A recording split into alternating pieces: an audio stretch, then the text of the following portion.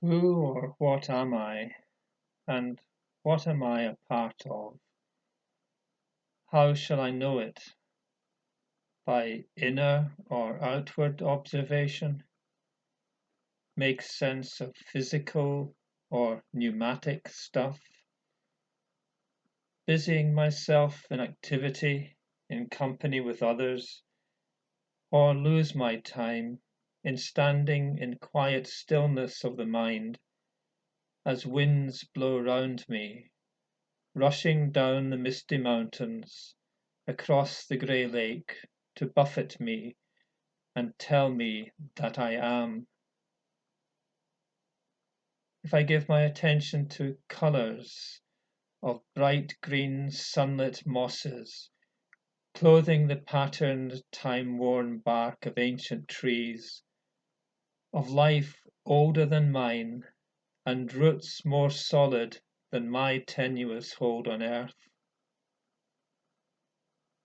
randomly fallen or carefully placed, it matters not.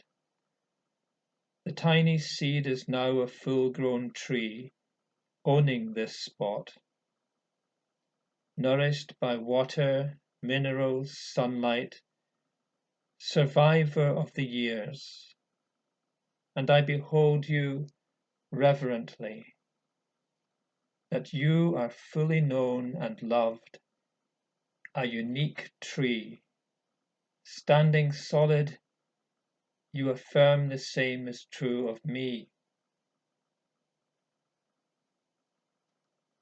Are all my wooden shelves, housing pigment-stained tree pulp, authentic paths to wander in, or a chaos of aberrant minds, the randomness of wind-blown leaves? Do I give the pattern, or submit to the signification given by other minds, no more noble than my own? In me I sense the greatness and the mistakenness of every son of man, the coexistence of exhilaration and remorse, memory of lost embraces, brief participation in others' laughter of delight, briefer still glimpses of the soul in others' eyes. All my longing is to be with them again. All of nature speaks to me of them, through whom our Maker gave me my own being. This world that I enjoyed with them, though now bereft of their bodily presence, and having a strange emptiness, yet has a shape that they have given it, by their being with me in it, and I may yet sense them here with me, still giving form to my world. The birds sing for them as they sing for me, their son, whom they have brought here, to listen and to wonder. To the throated songs and warbles is added the woodpecker's percussive communication, reaching to more than its intended hearers. This symphony of sounds invites all to feast on sights and sounds and scents, and so I'm nourished in my wandering in paths of quiet expectation.